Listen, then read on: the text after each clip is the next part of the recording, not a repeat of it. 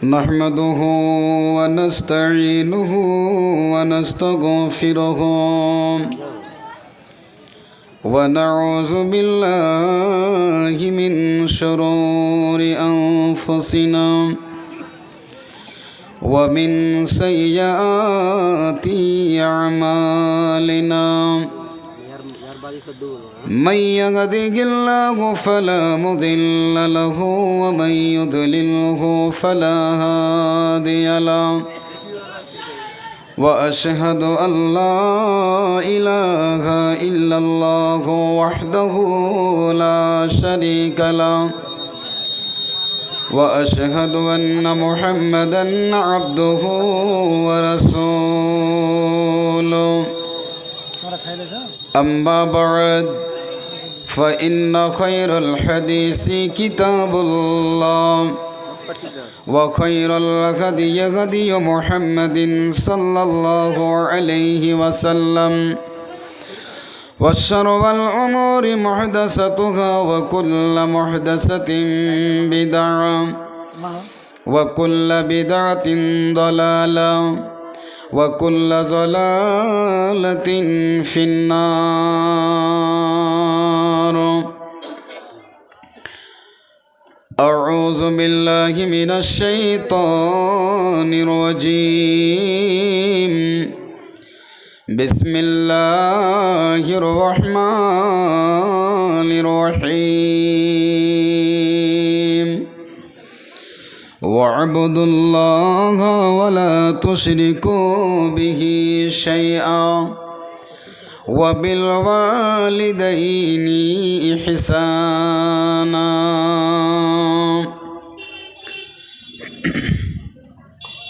وقال الله تبارك وتعالى بسم الله الرحمن الرحيم. فمن يعمل مثقال ذرة خيرا يره ومن يعمل مثقال ذرة شرا يره. وقال النبي صلى الله عليه وسلم من أحب سنتي فقد أحبني ومن أحبني كان معي في الجنة. رب اشرح لي صدري ويسر لي أمري واحلل عقدة من لساني يفقه قولي. اللهم ربي زدني علما.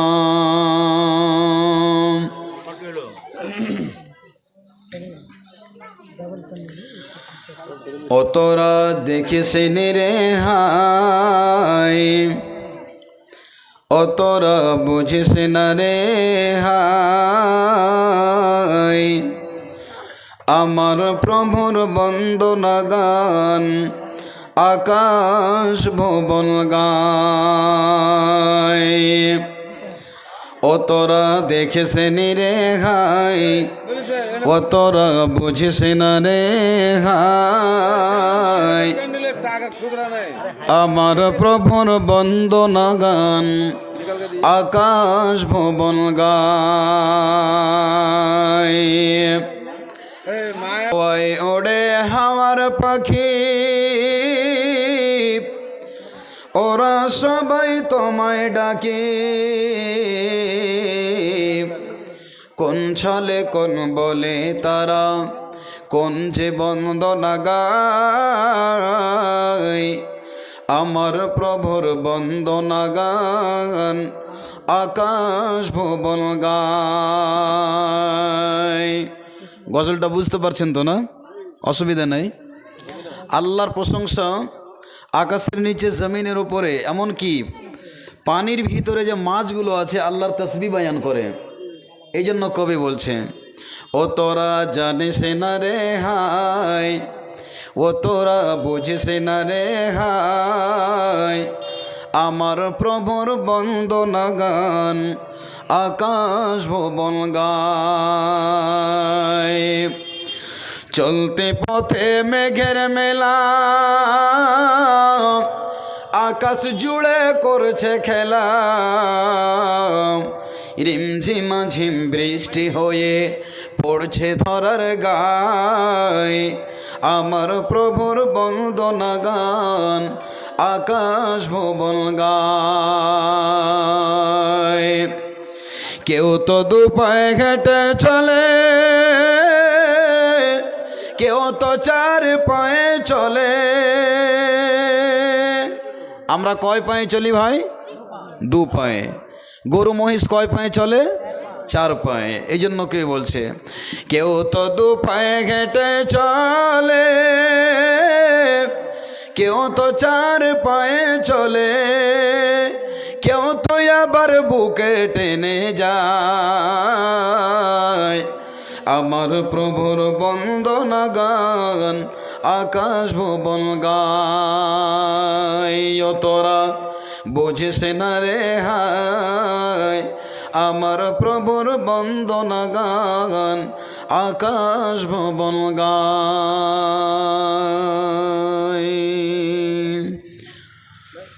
সম্মানিত আজকের সভার সুযোগ্য স্বনামধন্য সভাপতি মহাশয়, উপস্থিত ওলামায়ে কেরাম, সামনে বসে থাকা ইসলাম প্রিয় দিন প্রিয় আমার তরুণ যুবক ভাইয়েরা, বয়স্ক আব্বাজানেরা, স্ক্রিনের সামনে আল্লাহওয়ালি পর্দার সহিত বসে থাকা আমার মা ও বোনেরা, সকলকে জানাই আন্তরিক সালাম শুভেচ্ছা।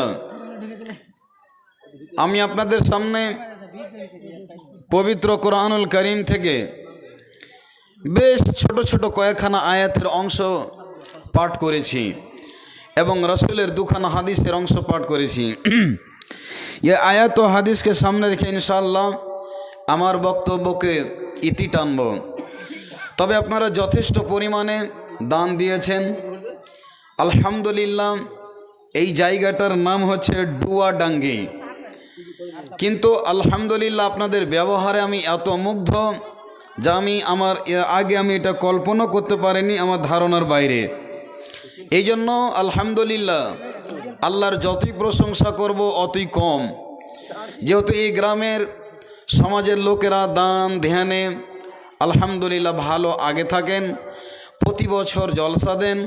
আলহামদুলিল্লাহ এই গ্রামে যে কয়জন আলেম আছেন, যোগ্য আলেমে দিন আছেন, একের পর এক আলেম, যাদের টাইটেল হচ্ছে নদভী, নদওয়াতুল ওলামা থেকে সকলেরই ফারাগত। আলহামদুলিল্লাহ এখনও কতগুলো গ্রাম আপনারা দেখতে পাবেন যে 50-60 বছর বয়স হয়ে গেছে, একটা আলেম খুঁজে পাওয়া যায় না। কথা ঠিক কিনা বলেন? কিন্তু আলহামদুলিল্লাহ এটা আল্লাহর অশেষ দয়া। আল্লাহ আপনাদেরকে বড় একটা নিয়ামত দান করেছেন। আর আল্লাহ কি এই আলেমদের ব্যবহার দেখে আমি মুগ্ধ, খুশি, আনন্দ, যে বক্তাদের সম্মান আদর আপ্যায়ন করার জন্য আলেমেরা মনে হচ্ছে কাড়াকাড়ি করছে। এই দৃশ্যটা অন্য অন্য জায়গাতে দেখতে পাওয়া যায় না। আল্লাহ পাক এদেরকে কবুল করুন, বলুন আল্লাহুম্মা আমিন। আল্লাহ তাআলা এই ডুয়াডাঙ্গি গ্রামবাসীকে আল্লাহ তুমি সকলকে সুখের জিন্দেগি দাও, সকলে পড়ি আল্লাহুম্মা আমিন। ইয়া রাব্বে করিম, এই গ্রামের যত মানুষ কবরবাসী হয়েছে আল্লাহ, কেউ বেঁচে আছেন, কেউ জীবিত আছেন, কেউ মারা গেছেন, কেউ নীরব নগরে আল্লাহ গমন করেছেন, কি অবস্থায় আছে আল্লাহ জানি না। তুমি সকলকে জান্নাতুল ফেরদাউসের মেহমান হিসেবে কবুল করে নাও, বলুন আল্লাহুম্মা আমিন। তো ভাইজান আমার, এটা ছিল আমার এই গ্রামের ব্যবহারে চরিত্রে আমি খুশি হওয়ার জন্য এটা আমি প্রশংসা করলাম। আল্লাহ রসুল বলেছেন মাল্লাম ইয়াশকুরিন নাস, যে ব্যক্তির মানুষের প্রশংসা করলো না সে আল্লাহর প্রশংসা করলো না। তো আমি আপনাদের সামনে যে বায়ানটা আজকে আলোচনা করব, একটা বিষয়ের ওপর আলোচনা করব। যথেষ্ট পরিমাণে আপনারা দান দিয়েছেন। এবার আপনাদের সামনে যে আলোচনাটা করব খুব গুরুত্বপূর্ণ আলোচনা। এই বিষয়গুলো আলোচনা করা, বক্তব্য রাখা খুবই প্রয়োজন, যা আমরা শুনতে কম পাই। যেহেতু আমাদের আমল করতে করতে কতগুলো পৃথিবীতে এমন আমল করে ফেলি যে আমলগুলোতে আমাদের সমস্ত জীবনের আমল বরবাদ হয়ে যায়। যেমন আপনাকে একটা উদাহরণ দেই, আমরা সাইকেল চালাই, টু হুইলার মোটর সাইকেল চালাই, তাতে দুটা চাকা আছে। নবাবজির আমার একটু হ্যাঁ না বলবেন। তো চাকার ভিতরে টিউব আছে, টিউবের ভিতরে কি আছে? হাওয়া ভরা আছে, আছে না নাই? ওই হাওয়াটাকে সম্পূর্ণ ভালোভাবে সংরক্ষিত করার জন্য, হাওয়াটা যেন পাস না হয়ে যায়, তাতে 2 টাকা দামের একটা ভলপিন বা ভল্টু তাতে রাখা আছে, ভালোভাবে নাটটাকে কষে দেওয়া আছে যেন হাওয়াটা পাস না হয়ে যায়। তো আপনার একটা মোটর সাইকেল যদি 1.5 লক্ষ টাকা দাম হয়, আর যদি ওই সামান্য একটা টিউবের যে হাওয়াটা দেখতে পাওয়া যায় না, যার কোনো আকার হয় না, নিরাকার হাওয়াকে, বাতাসকে কি দেখতে পাই? বা আমি আপনি হাতে ধরে রাখতে পারবো না। তো সেই বাতাস, সেই হাওয়াটা ওই টিউবের ভিতরে থাকে, যদি একটা চুল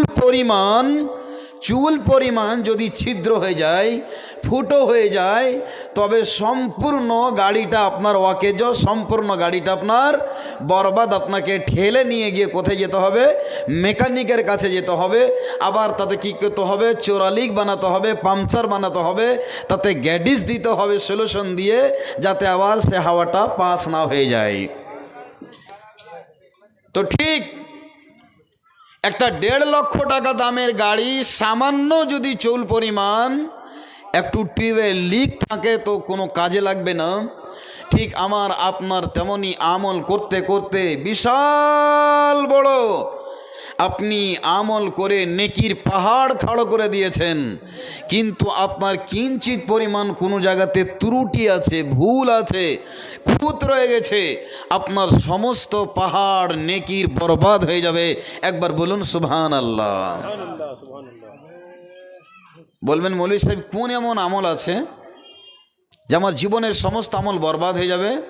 জি, প্রত্যেকটা বিষয়কে আল্লাহ পাক এ পৃথিবীতে 2 ভাগে ভাগ করেছেন। একটা জমিন, একটা আসমান, রাত দিন, সকাল সন্ধ্যা, গরিব ধনী, দেখতে সুন্দর কালো, জান্নাত জাহান্নাম, নেকি গুনাহ। জি, প্রত্যেকটা বিষয়কে আল্লাহ পাক 2 ভাগে ভাগ করে দিয়েছেন। কিয়ামতের মাঠে যেদিন আল্লাহ পাক হিসাব করবেন, সেই দিনও 2 ভাগে দল হবে। কেউ ডান হাতে আমলনামা পাবেন। আল্লাহ বলেছেন ফাআম্মা মান উতিয়া কিতাবাহু বিয়ামিনিহি ফাসাউফা ইউহাসাবু হিসাবান ইয়াসীরা। যারা ডান হাতে আমলনামা পাবে তারা তো কামিয়াব। আপনি যদি ডান হাতে কিয়ামতের মাঠে আমলনামা পেয়ে যান, খুশিতে 8খানা হবেন, একটা দল। তারপরে আল্লাহ পাক বলছেন ওয়া আম্মা মান উতিয়া কিতাবাহু বিশিমালিহি, যে ব্যক্তি বাম হাতে আমলনামা পাবে সে ব্যক্তিটা কোথায় যাবে? জাহান্নামে চলে যাবে। তবে কিয়ামতের মাঠে 2টি দল হবে, একটা জান্নাতি দল, একটা জাহান্নামী দল। যারা জান্নাতি হবে তাদের চেহারাগুলো আলোতে ঝকমক ঝকমক করবে, বলুন সুবহানাল্লাহ। আর যারা জাহান্নামী হবে তাদের চেহারাটা, আমার পাঞ্জাবিটা কি কালো দেখছেন, রাত কি কালো দেখছেন, চোখের মনি কি কালো দেখছেন, হাঁড়ির কালি কি কালো দেখছেন, চোখের মনি কি কালো দেখছেন, সমুদ্রের ভিতরে তলে কি কালো দেখছেন, আধারের রাত কি কালো রয়েছে, তার চাইতে বেশি কালো কুৎসিত হবে জাহান্নামী মানুষদের চেহারাগুলো। এক অপরকে চিনতে পারবে না, এত কালো হবে, এত কুৎসিত হবে। তবে প্রত্যেকটা বিষয়কে আল্লাহ পাক 2 ভাগে ভাগ করে দিয়েছেন, একটা জান্নাতি, একটা জাহান্নামী, একটা নেকি, একটা গুনাহ। তো আল্লাহ রাব্বুল আলামিন এই মানুষের ভিতরে ইবাদতের ক্ষেত্রে আল্লাহ পাক 2 ভাগে ভাগ করেছেন। কয় ভাগে ভাগ করেছেন? 2 ভাগে ভাগ করেছেন। একটা হচ্ছে হুকুকুল্লাহ, আর দ্বিতীয়টি হচ্ছে হুকুকুল ইবাদ। ভালো করে শুনুন ভাই, দয়া করে আপনাকে হাত জোড় করে বলছি, একটু বসেন, আল্লাহর ওয়াস্তে বসেন। এত সুন্দর বসার জায়গা আছে, ইনশাল্লাহ কিছু আপনারাকে দিয়ে যাব, এটা বিশ্বাস করেন। কিছু নিয়ে যান। এসেছেন নীন্দকে কামাই করে, ঘুমকে হারাম করে যখন এসেছেন, নরম গরম বিছানাকে ছেড়ে যখন এসেছেন, তো 2টা কিছু নিয়ে যান। ইনশাল্লাহ আপনাদেরকে আমি কোনো ডেহারা গীত গাইয়ে আপনার মনকে জয় করব না, 2-4টি হাদিস কোরআনের কথা বলে যাব আপনাদের কাছে। তো একটা হচ্ছে হুকুকুল্লাহ, আর দ্বিতীয়টি হচ্ছে হুকুকুল ইবাদ। হুকুকুল্লাহ মানে হচ্ছে আল্লাহর হক, যেমন আল্লাহ বলেছেন নামাজ পড়ো, রোজা রাখো, হজ করো, যাকাত দাও, এগুলো হচ্ছে আল্লাহর হক। চুরি করিও না, জেনা করিও না, সুদ খেও না, মদ খেও না, এগুলো হচ্ছে আল্লাহর হক। আল্লাহ নিষেধ করেছেন, আল্লাহ আদেশ করেছেন। তবে এগুলো হচ্ছে আল্লাহর হক। নামাজ যদি না পড়েন আল্লাহর হক আদায় করে দিলেন না, আল্লাহর শুকরিয়া আদায় করলেন না, আল্লাহর হক আদায় করলেন না। রোজা রাখলেন না, আল্লাহর আদেশকে আপনি লঙ্ঘন করলেন। এই করতে করতে যতগুলো আদেশ ও নিষেধ রয়েছে আপনি মানলেন না, তো আল্লাহর হক আদায় করে আমি দিলাম না। বন্ধুগণ, বাপজানির আমার, ভাইয়ের আমার মা ও বোনেরা যারা পর্দার সামনে, স্ক্রিনের সামনে বসে আছেন, আপনাদেরকেও কিছু দিয়ে যাব ইনশাআল্লাহ। ভালো কথা আপনারা মেসেজ পাবেন। একটি হলো হুকুকুল্লাহ, দ্বিতীয়টি হলো হুকুকুল ইবাদ। আল্লাহর কতগুলো আদেশ, কতগুলো আল্লাহর নিষেধ রয়েছে। আপনি যদি কোনো কমি খামি করে দেন আল্লাহর হক আদায় করতে গিয়ে, তবে আল্লাহ দয়াবান, ক্ষমাশীল, আল্লাহ রব্বুল আলামিন, আল্লাহর যদি দয়া হয় তবে আপনার সমস্ত পাপগুলোকে আল্লাহ রব্বুল আলামিন মাফ করে দিতে পারেন কি পারেন না? হ্যাঁ বানা বলেন। ক্ষমা করে দেবেন। আল্লাহর নাম হলো রহমান, আল্লাহর নাম হলো দয়াবান। আল্লাহ রাব্বুল আলামিন বলছেন, বান্দারে তোমরা যত পরিমাণে গুনাহ করো না কেন, আমার দরবারে এসে যখনই তোমরা রব্বানা বলে, যখনই আমাকে ডাকবে, তোমরা যখনই নম্র হবে, ছোট হয়ে যাবে, সিলিন্ডার হবে, আমি আল্লাহ তোমার হাতকে খালি ফিরিয়ে দিতে পারবো না। আমার নাম হলো রহমান, আমি আল্লাহ তোমাদেরকে মাফ করে দেব। কিন্তু বান্দারে শুনে নাও, পৃথিবীতে এমন একটা হক আছে, ওই হক আদায় করতে গিয়ে তোমার যদি একটু কিঞ্চিত পরিমাণ যদি ত্রুটি রয়ে যায়, তবে আমি আল্লাহ ওই গুনাহটাকে মাফ করব না। বলবেন মাওলানা পৃথিবীতে কেমন একটা পাপ আছে, ওই গুনাহটা রয়েছে, ওই গুনাহটা আল্লাহ যতক্ষণ মাফ করবেন না তো কে মাফ করবে? হুকুকুল ইবাদ এমন একটা মারাত্মক বিষয়। বন্ধুরা আমার, বাপজানেরা আমার, মা বোনেরা শুনলেন, আপনি যদি 10 বার হজ করে আসেন, প্রতি রাত যদি রাত 2টোর সময় যদি তাহাজ্জুদের নামাজ পড়েন, আপনি কি করেন? প্রতিদিন ফজরের নামাজ পর যদি আপনি বসে বসে কোরআন তিলাওয়াত করেন, ভাইরা আমার, ভাইরা আমার, মা বোনেরা আমার, আপনি যতই ইবাদত করুন না কেন, যদি হুকুকুল ইবাদ যদি কোনো বান্দা আপনার প্রতি যদি দাবি রেখে দেয়, আল্লাহর যদি কাঠ গড়াতে বিচার দিয়ে দেয়, আল্লাহ রব্বুল আলামিন গো, এই বান্দাটা আমার প্রতি অন্যায় করেছে, হে আল্লাহ এই বান্দাটা আমার উপরে অত্যাচার করেছে, আল্লাহ রব্বুল আলামিন গো, আমি তোমার দরবারে বিচার দিয়ে দিলাম। আল্লাহ রব্বুল আলামিন বলছেন, বান্দারে যতক্ষণ পর্যন্ত তুমি আমার বান্দার কাছে গিয়ে তার হাত ধরে, পা ধরে যতক্ষণ না তুমি ক্ষমা না চাইবে, মাপ না চেয়ে নেবে, আমি আল্লাহ অতক্ষণ পর্যন্ত তোমাকে ক্ষমা করব না। যতক্ষণ তুমি বান্দাকে খুশি করতে না পারবে, বান্দার হক তুমি যতক্ষণ আদায় না করতে পারবে, অতক্ষণ পর্যন্ত আমি আল্লাহ ওই গুনাহটা মাফ করতে আমি পারবো না। একবার বলুন সুবহানাল্লাহ। ভালো করে শুনুন, বান্দার হক কাকে বলে? যারা শাশুড়ি রয়েছেন, যারা বেটার বিয়ে দিয়ে বউকে নিয়ে এসেছেন, আমারে খালারে, বোন রে, সব চাইতে যেটা তোমার ছোট বউ, ছোট বেটার যেটা বিয়ে দিয়ে তুমি বউ করে নিয়ে এসেছো, শুধু মহাব্বত ভালোবাসা যদি ছোট বউটাকে দাও, বড় বউটাকে যদি তুমি সবসময় কিচির কিচির করো, সামান্য জিনিস নিয়ে যদি তুমি লিজ চোখের বালি তোমার বড় বউটাকে বানাও, মেজ বউটাকে বানিয়ে দাও, সব সময় তুমি ঝগড়া করো, ছোট বউটাকে নিজের বেটির মতো করে ভালোবাসো, আল্লাহর নবী বলছেন না না, আল্লাহর দরবারে তোমাকে একদিন হিসাব দিতে হবে। 5টা তুমি বইয়ের শাশুড়ি হয়েছো, তোমাকে সমান সমান বিচার করতে হবে।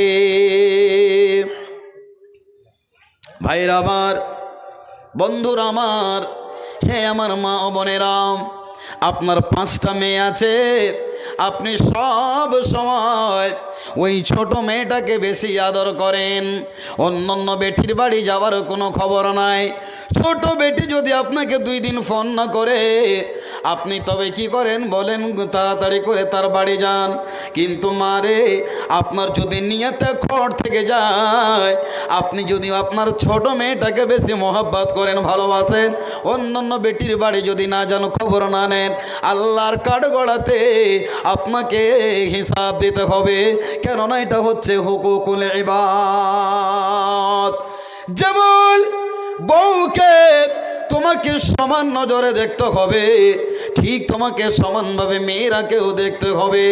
ভাইজানেরা আমার আল্লাহ রাব্বুল আলামিন পবিত্র কোরআনুল কারীমে বলছেন, ওয়াবুদুল্লাহ ওয়ালা তুশরিকু বিহি শাইআ ওয়া বিল ওয়ালিদাইনি ইহসানা। আল্লাহ বলছেন, বান্দারে তোমরা আল্লাহর ইবাদত করবে এবং তোমরা আল্লাহর সাথে ইবাদত করতে গিয়ে আল্লাহর সাথে কাউকে শরীক করবে না। 3 নম্বর আল্লাহ যেটা বলছেন, ওয়া বিল ওয়ালিদাইনি ইহসানা। বলবেন মৌলভী সাহেব, আপনি হুকুকুল ইবাদ বক্তব্য রাখতে গিয়ে বাপের কথা কেন মাঝখানে নিয়ে আসছেন? বান্দার ভেতরে বাপ রয়েছে, বান্দার ভিতরে বেটা রয়েছে, বান্দির ভিতরে মা রয়েছে, বেটি রয়েছে, বউ রয়েছে, বান্দা বান্দির ভেতরে পাড়া প্রতিবেশী রয়েছে কিনা বলুন? বান্দা বলতে মানুষ জাতি, আপনাকে প্রত্যেকটার সাথে ভালো সুন্দর ব্যবহার রাখতে হবে। আমার আল্লাহ বলছেন, তোমরা আল্লাহর ইবাদত করবে, তার সঙ্গে কাউকে শরীক করবে না। আল্লাহকেও মানবে, আর কবরে গিয়েও তুমি সাজদা করবে। আর তুমি কি করবে? তার কাছে আওলাদ চাইবে, সন্তান চাইবে। আল্লাহ বলছেন, না না না, তুমি আমার কাছে যা চাওয়ার চাইবে। আল্লাহ পাকের নাই বলছেন, ওয়াইদা সাআলতা ফাসআলিল্লাহ। ওরে আমার বান্দা, তুমি যখনই যা চাওয়ার দরকার তুমি আল্লাহর কাছে চাইবে, আর যা প্রয়োজন আছে আল্লাহকে ছাড়া আর কারোর কাছে চাইবে না। কারোর কাছে চেয়ে তোমার লাভ হবে না, তোমার উপকার হবে না। তারপরে আমার আল্লাহ বলছেন, ওয়াবিল ওয়ালিদাইনি ইহসানা। আল্লাহর ইবাদত করবে, তার সঙ্গে কাউকে শরীক করবে না। 3 নাম্বার যেটা আমার আল্লাহ বলছেন, তোমার মাতা পিতা যদি জীবিত থাকে, বেঁচে থাকে, বৃদ্ধ বৃদ্ধা বয়স্ক মা বাপ, তবে তুমি তোমার মা বাবার সঙ্গে ভালো ব্যবহার করবে। 3টা কথা আল্লাহ এখানে বলছেন। এই আয়াতের ভিতরে পর পর পর পর কয়েকটা কথা রয়েছে, আল্লাহ আদেশ করেছেন। তবে এই যে বলছিলাম যে হুকুকুল ইবাদ, বান্দার হক, তো বাপ বান্দার ভিতরে কি না? বান্দার ভিতরে বাপ আছে কি না? বেটা, বাপ, পাড়া প্রতিবেশী, নারী পুরুষ উভয় পক্ষে সব কিন্তু এ বান্দার ভিতরে গণনা হবে। আর আল্লাহ পাক বান্দার ব্যাপারে কি বলছেন শুনুন। বাপ জানেন আমার, এই বাপ এবং মা এত দামি সম্পদ, যাদের মা বেঁচে আছেন, আব্বা বেঁচে আছেন, দিনের বন্ধুরে, মা বাপকে জীবনে কষ্ট দেওয়ার চেষ্টা করবেন না। যারা বিয়ে করে বউকে নিয়ে এসেছেন, ভাই আমার, বন্ধু আমার, খবরদার বউয়ের কথাই পড়ে মাকে তুমি দুশ্মন ভাববে না, মাকে আব্বাকে দুশ্মন ভাববে না। কেননা আল্লাহ পাক রব্বুল আলামিন বলছেন, বান্দারে তুমি আমার ইবাদত করার পর তোমার যেটা দায়িত্ব হলো, তোমার যেটা কাজ হলো, তুমি তোমার মা বাবাকে তুমি স্নেহ করবে, তোমার মা বাবার তুমি শ্রদ্ধা করবে। মা বাপ আল্লাহর পরে পরেই কার সেবা করবে? মা বাবার সেবা করবে। আহারে, আল্লাহর নবী বিশ্ব নবী জনাবে মুহাম্মদুর রাসূলুল্লাহ মোহাব্বতের সঙ্গে বলুন সাল্লাল্লাহু আলাইহি ওয়াসাল্লাম বলছেন, একজন সাহাবা এসে বলছেন, ইয়া রাসূলুল্লাহ, দয়ার নবী গো, আমি কার সঙ্গে ভালো ব্যবহার করব? বিশ্ব নবীজি বললেন উম্মুকা। তারপরে সাহাবী বলছেন, তারপরে কার সঙ্গে ভালো ব্যবহার করব? এক নয়, দুই নয়, তিনবার নবীজি পবিত্র জবানে বললেন, সাহাবা, তুমি তোমার বাবা মায়ের সঙ্গে ভালো ব্যবহার করবে। তারপরে সাহাবা আবার বলছেন, ইয়া রাসূলুল্লাহ, দয়ার নবী গো, তারপরে কার সঙ্গে ভালো ব্যবহার করব? আমার বিশ্ব নবী বললেন, তিনবারের পর চার বেলার মাথায় নবীজি বলছেন, তোমার আব্বা। হে আমার ভাইজানেরা, বন্ধুরা আমার, আজকে তুমি শাশুড়ি পেয়ে তুমি তোমার নিজের মাকে ভুলে গিয়েছ।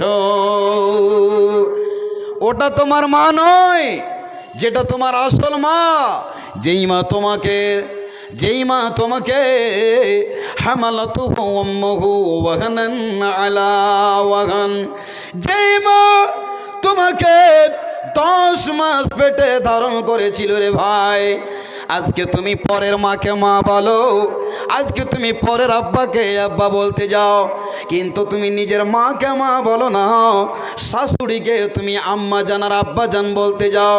ওরে নওজওয়ান, তোমার যদি আজকে তুমি নিজের মাকে না বলো, তোমাকেও তোমার সন্তান আব্বা বলবে না, তোমাকে তোমার ছেলে মা বলবে না। হে আমার নওজওয়ান ভাইয়েরা, আল্লাহ পাক রব্বুল আলামিন বলছেন, ওয়া বিল ওয়ালিদাইনি হিসানা। মা বাপের সঙ্গে ভালো ব্যবহার করার কথা আল্লাহ কোথায় বললেন? কোরআনে বলছেন। এটা আমার কথা নয়, কোনো দেশবাসীর কথা নয়, কোনো প্রধানমন্ত্রীর কথা নয়। কার কথা? আল্লাহর কথা। ভাইজান, হে আমার মা বোনেরা, শুনুন ভালো করে। আপনি বলবেন, মাওলানা, আমার আব্বা আমার প্রতি এত অন্যায় করে, এত জুলুম করে, এত অন্যায় করে, এই জন্য তো কতগুলো বাপ ছেলের কাছে মার খায়, বলে কি বলে না? কিন্তু বন্ধু আমার, খবরদার বাপ মায়ের বরদুয়া থেকে বাঁচার চেষ্টা করবেন। জীবনে কোনোদিন মা বাপের বরদুয়া নেবেন না। এই জন্য মা বাপ যদি আল্লাহর দরবারে একবার যদি আল্লাহর কাছে যদি নালিশ জানিয়ে দেয়, মালিক আল্লাহ রব্বুল আলামিন গো, আমার সন্তান আমাকে মেরেছে, আমাকে কটু কথা বলেছে, রব্বুল আলামিন চিরজীবনের মতো যেন কোনোদিন তার সুখ শান্তি না হয়। যদি মা বাপে বরদুয়াটা দিয়ে দেয়, যতই টাকা কামান না কেন, ইনকাম করেন না কেন, কোনোদিন বন্ধুরে আপনার জীবনে শান্তি আসবে না। বাড়ি করেছেন, গাড়ি করেছেন, জমি জায়গা করেছেন, স্ট্যান্ডে দোকান করেছেন, কিন্তু বন্ধু স্ত্রীকে নিয়ে জীবনে সুখ পাবেন না। একটা মাত্র মেয়ে, লক্ষ লক্ষ টাকা খরচ করে বিয়ে দিয়েছেন, আপনি জামাই ভালো পাবেন না। আপনার বেটার বিয়ে দিয়ে বউকে নিয়ে এসেছেন, বউকে নিয়ে শান্তি পাবেন না। আল্লাহ বলছেন, বান্দারে, তুমি যেমন তোমার মা বাবাকে কষ্ট দাও, আমি আল্লাহ তোমাকে কোন দিক দিয়ে যে কষ্টটা দেব, তুমি সেটা কোনোদিন টের পাবে না। মানুষ বলে, ভাই কেমন আছো? আল্লাহ খাওয়া পেন্দার খুব সুখ দিয়েছে মৌলভী সাহেব, কিন্তু একটু বাড়িতে অশান্তি। বাইরে থাকি খুব ভালো লাগে, বাড়িতে ঢুকলি সারা শরীরে মনে হচ্ছে যে আগুন জ্বলে গেছে। কেন? বউকে নিয়ে শান্তি নাই, বেটাকে নিয়ে শান্তি নাই, বিবিকে নিয়ে শান্তি নাই। কেন? আল্লাহর নবী বলছেন, 3 শ্রেণীর মানুষ যদি আল্লাহর দরবারে দোয়া করে দেয়, ওই দোয়াটা আল্লাহর কাছে কবুল হবে কি হবে না? বন্ধুগণ বলেন তো। সাহাবারা জিজ্ঞাসা করলেন, নবী গো, 3 শ্রেণীর মানুষকে আল্লাহর নবী বলুন তো। আল্লাহর নবী বললেন, নাম্বার 1, মা বাবা আল্লাহর কাছে যেটা এ দোয়া করবে আল্লাহ রাব্বুল আলামিন সন্তানের জন্য দোয়াটা কবুল করে নেবেন, বলুন সুবহানাল্লাহ। দ্বিতীয় নম্বর কে গো নবীজি? আল্লাহর নবী বললেন দাওয়াতুল মাজলুম। যদি কোনো ব্যক্তির ওপরে আপনি জুলুম করেন, অন্যায় করেন, অত্যাচার করেন, বিনা কামে আপনি তাকে মারছেন, কষ্ট দিচ্ছেন, ওই বান্দাটা আল্লাহর দরবারে যদি নালিশ জানিয়ে দেয়, মালিক আল্লাহ তোমার দরবারে বিচার দিয়ে দিলাম, মালিক রে তুমি এর বিচার করে দিও। আল্লাহ রাব্বুল আমিন তুমি এই বান্দাটাকে, ওই আব্দুল করিম নামে লোকটাকে দুনিয়াতে তুমি মানুষের সামনে বিচার করে দিও।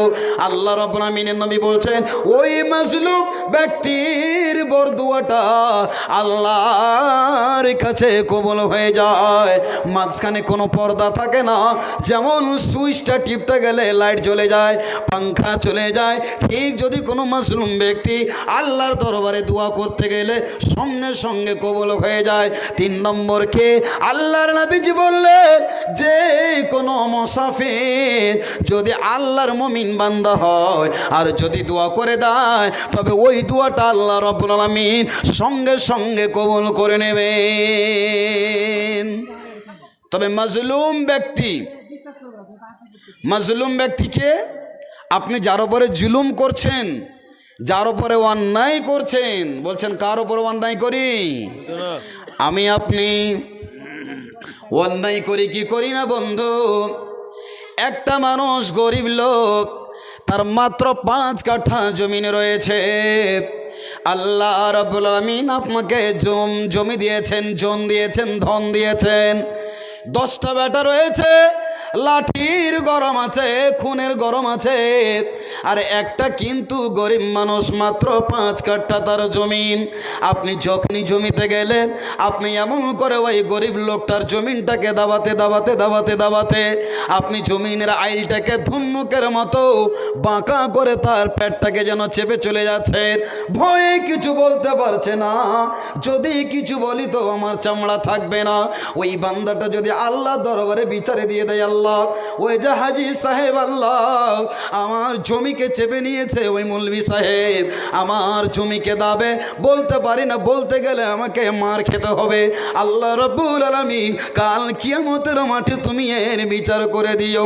বিশ্বনবী জনাবে মুহাম্মদুর রাসূলুল্লাহ সাল্লাল্লাহু আলাইহি ওয়াসাল্লাম বলছেন, উম্মতেরা রে তোমরা ভালো করে সোনার অক্ষরে লিখে নাও, পাথরে তোমরা লিখে নাও, আমি বিশ্বনবী বলছি শোনো, কিয়ামতের মাঠে এক ধরনের মানুষ আসবে, যে এই লোকটা ইয়াতি ইয়াউমাল কিয়ামাতি বিসিয়ামিন ওয়া সাদাকাতিন ওয়া যাকাতিন। একজন বান্দা এত নেকি করে নিয়ে আসবে, এত নেকি করবে, নামাজ পড়বে, রোজা রাখবে, হজ করবে, যাকাত দেবে, 7 বার হজ করেছে, 10 বার উমরা করেছে, এত নেকি করবে, নেকির পাহাড় হাসরের মাঠে দেখা যাবে, নেকির পাহাড় হয়ে যাবে। আল্লাহু আকবার। হিসাব কিতাবের পর আল্লাহ রাব্বুল আলামিন তখন ওই বান্দাটার ব্যাপার বলবে, ও হাজি আব্দুল সুবহান, চলে যাও আমার জান্নাতে, ওই যে জান্নাত তোমার জন্য তৈরি করে রাখা আছে। সংবাদটা শোনার পর হাজি সাহেব এবারে যেন টন টন করে 1 পা 2 পা করে খুশিতে উল্লাস হবে, 8খানা হবে, আর জান্নাতের দিকে মুখ করে যেন যাওয়ার জন্য শুরু করবে হাঁটতে। পিছন থেকে একজন বান্দা এসে বলবে, মালিক আল্লাহ রব্বুল আলামিন গো, আমি ওই যে ডোয়াডাঙ্গি গ্রামবাসী, আমার বাপ ছিল না, আমার কোনো বংশ ছিল না, খানদান ছিল না, আল্লাহ এই হাজি আব্দুল সুবহানকে তুমি জান্নাতের সার্টিফিকেট দিয়েছো, মালিক আল্লাহ আমার মাত্র 5 কাঠা জমি ছিল, আমার জমিটাকে দাবিয়ে দিয়েছে একজন বিধবা নারী, যার দুনিয়াতে কোনো স্বামী ছিল না, সেই মহিলাটিকে কত যে আপনি কষ্ট দিয়েছেন, তার বাড়িতে আপনি বিনা কাজে আপনি আম খেয়েছেন, ছিলকাটাকে তার আঙিনায় ফেলেছেন, কলা খেয়েছেন, ছিলকাটাকে তার আপনি ছানচেতে রেখেছেন। বন্ধুরে, আপনি ভাত খেলেন, জানালা দিয়ে পানিটাকে ফেললেন পড়োশির বাড়িতে, ওই মহিলাটি আপনাকে কিছু বলতে পারছে না।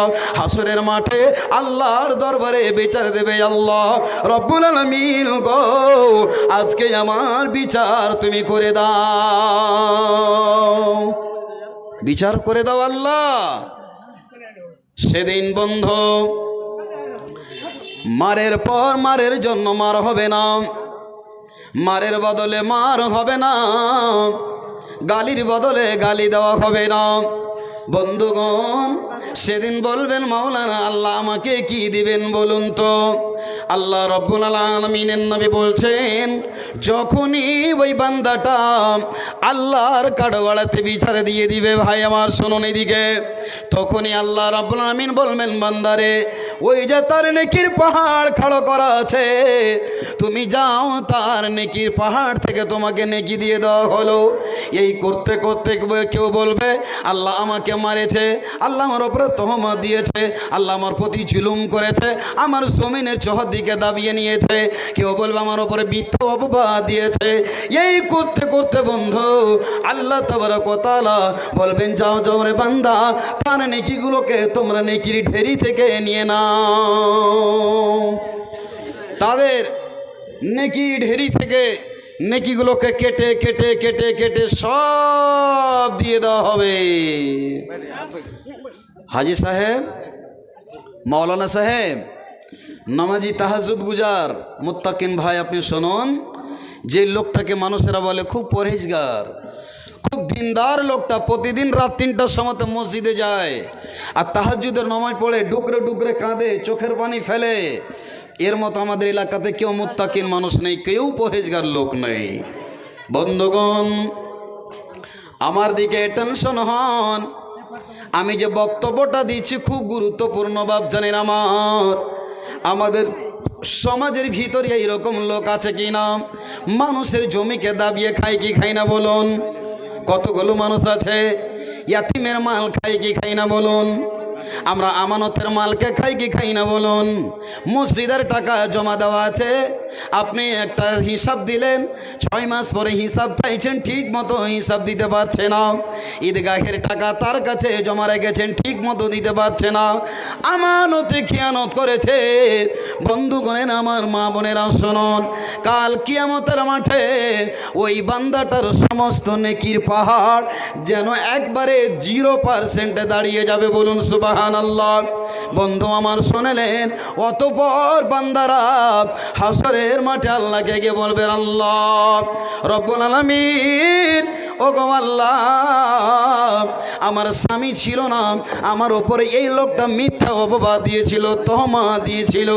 আল্লাহ রাব্বুল আলামিন, আমার ব্যবহার কোনোদিন খারাপ ছিল না মালিক, তুমি জানো। আমার যে বেটা ছিল না, পুত ছিল না, আমার ওপরে মিথ্যা অপবাদ দিয়েছিল, ইলজাম দিয়েছিল। মালিক আল্লাহ, আজকে তুমি এর বিচার করে দাও। সেদিন আল্লাহ রাব্বুল আলামিন বলবেন, ওরে আমার বান্দে, তার তো নেকি শেষ হয়ে গেল, তোমার যে গুনাহগুলো আছে ওই গুনাহগুলো তার নেকির ঢেরিতে তুমি যে লাগাও, লাগাতে লাগাতে লাগাতে লাগাতে অবশেষে ওই বান্দাটার নেকিগুলো সব যেন শেষ হয়ে যাবে। অবশেষে তার বান্দারা যেন, আল্লাহর বান্দা বান্দেরা তার ব্যাপারে যেন নালিশ জানাবে, গুনাহগুলো দিতে দিতে দিতে দিতে দিতে দিতে নেকির পরিবর্তে যেন গুনার পাহাড় যেন তৈরি হয়ে যাবে। আল্লাহ পাকের নেই বলছেন, সুম্মা তুরিহা ফিন্নার, অবশেষে ওই লোকটাকে ধাক্কা দিয়ে আল্লাহর ফেরেশতারা টানতে টানতে জাহান্নামের আগুনে ফেলে দিবে। একবার বলুন সুবহানাল্লাহ। ভাই আমার, বন্ধু আমার, এটা হচ্ছে হুকুকুল ইবাদ। আপনি কাউকে গালি দিয়েছেন, কাউকে আপনি একটা থাপ্পড় মেরেছেন, ইয়াতিমের মালকে আপনি খেয়ে নিয়েছেন, ভাই আমার, কারো জমিকে দাবিয়ে নিয়েছেন, আল্লাহ দরবারে আপনাকে হিসাব দিতে হবে। সেই দিন আপনার নেকিগুলো আল্লাহ কেটে কেটে দিয়ে দেবেন। ঈমানের পথে অবিচল থেকে আমার মরণ যেন হয়। ঈমানের পথে অবিচল থেকে আমার মরণ যেন হয়। তোমার কাছে মিনতি আমার, তুমি মহামুগিয়ান। ঈমানের পথে অবিচল থেকে আমার মরণ যেন হয়। ঈমানের পথে অবিচল থেকে আমার মরণ যেন হয়। কি বলছিলাম? হুকুকুল ইবাদ, বান্দাকে যদি কষ্ট দেন, আল্লাহর যদি কোর্টে বিচার দিয়ে দেন, ওই গুনাহটা আল্লাহ মাফ করবেন না। আজকে থেকে ভালো করে শুনেন, বান্দাকে কষ্ট দিয়েছেন, আপনি মেরেছেন, খুনের গরম, লাঠির গরম, বংশের গরম, খানদানের গরম আছে, একটা লোককে আপনি বিনা কাজে দুঃখ দিয়েছেন।